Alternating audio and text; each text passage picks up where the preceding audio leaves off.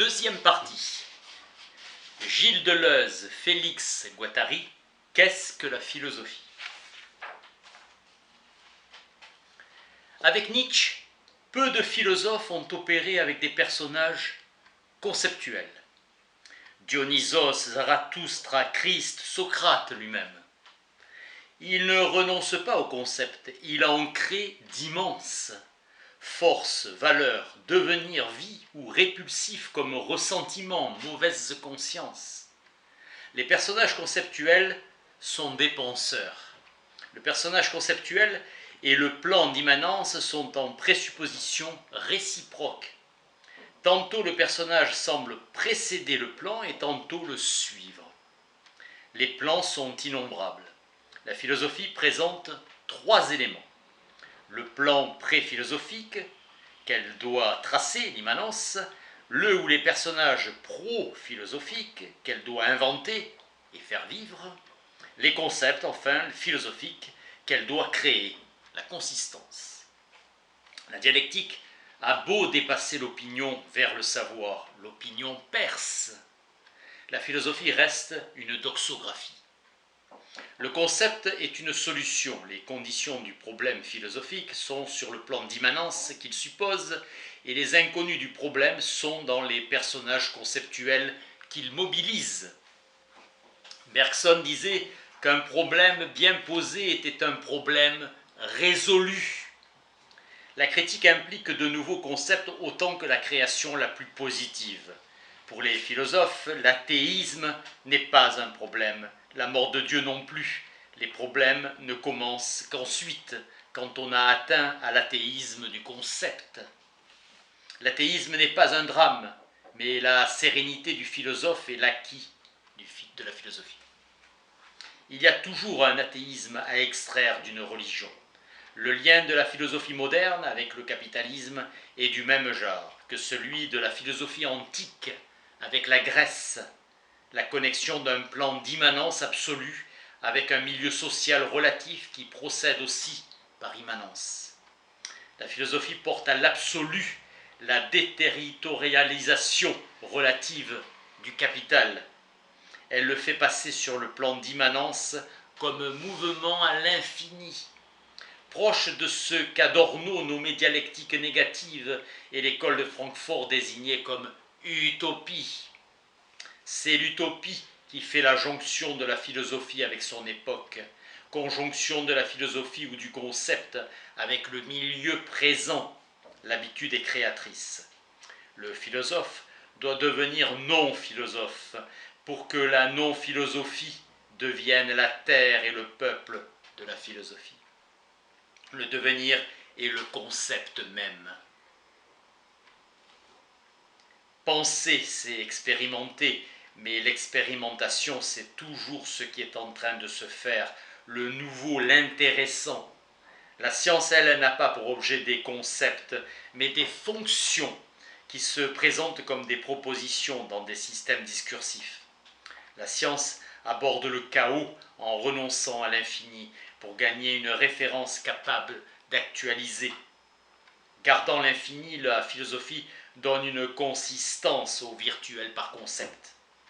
La philosophie procède avec un plan d'immanence ou de consistance, la science avec un plan de référence.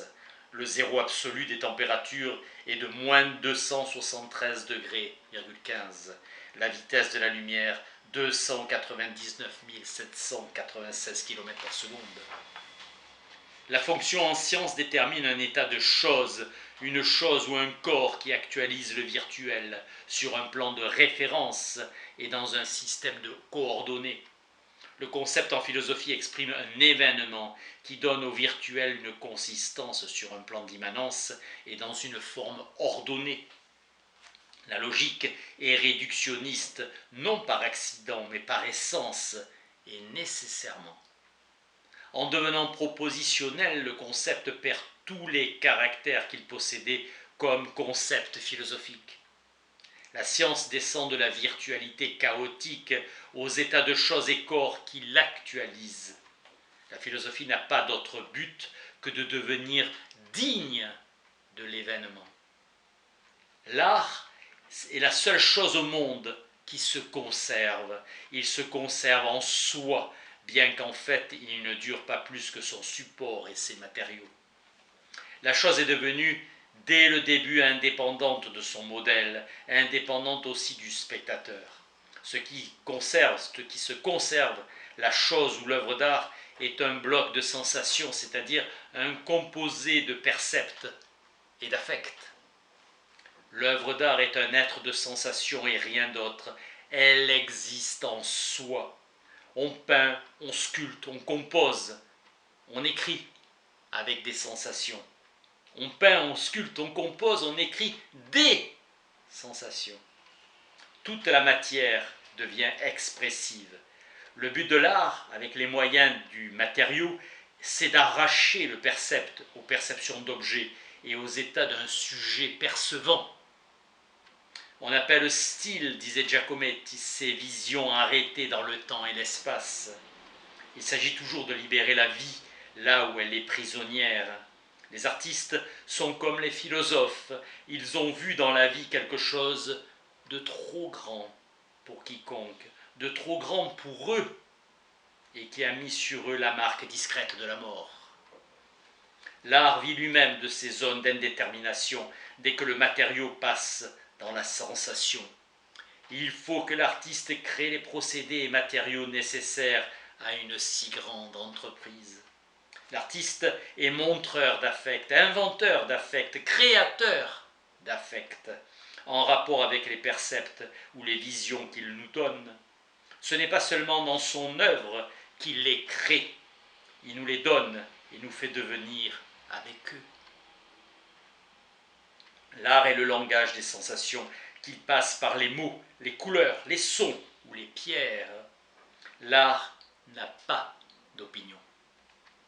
Un monument ne commémore pas, ne célèbre pas quelque chose qui s'est passé, mais confie à l'oreille de l'avenir les sensations persistantes qui incarnent l'événement, la souffrance toujours renouvelée des hommes, leur protestation recréée, leur lutte toujours reprise. Le devenir sensible est l'acte par lequel quelque chose ou quelqu'un ne cesse de devenir autre. Composition, composition, c'est la seule définition de l'art. La composition est esthétique et ce qui n'est pas composé n'est pas une œuvre d'art. La composition technique travaille du matériau qui fait souvent intervenir la science, mathématiques, physique, chimie, anatomie, et la composition esthétique qui est le travail de la sensation. Seul ce dernier mérite pleinement le nom de composition et jamais une œuvre d'art n'est faite par technique ou pour la technique. Ainsi, le rapport de la sensation avec le matériau doit être évalué dans les limites de la durée du matériau. L'art lutte avec le chaos, mais pour y faire surgir une vision qui l'illumine, un instant, une sensation. L'art n'est pas le chaos, mais une composition du chaos qui donne la vision, comme dit Joyce, un chaos composé. L'art lutte avec le chaos, mais pour le rendre sensible. Un concept renvoie à un chaos rendu consistant, devenu pensée. Contempler, c'est créer. La philosophie a besoin d'une non-philosophie qui la comprend. Elle a besoin d'une compréhension non-philosophique, comme l'art a besoin de non-art et la science de non-science. Ils n'en ont pas besoin comme commencement ni comme fin dans laquelle ils seraient appelés à disparaître en se réalisant. Fin de la deuxième partie.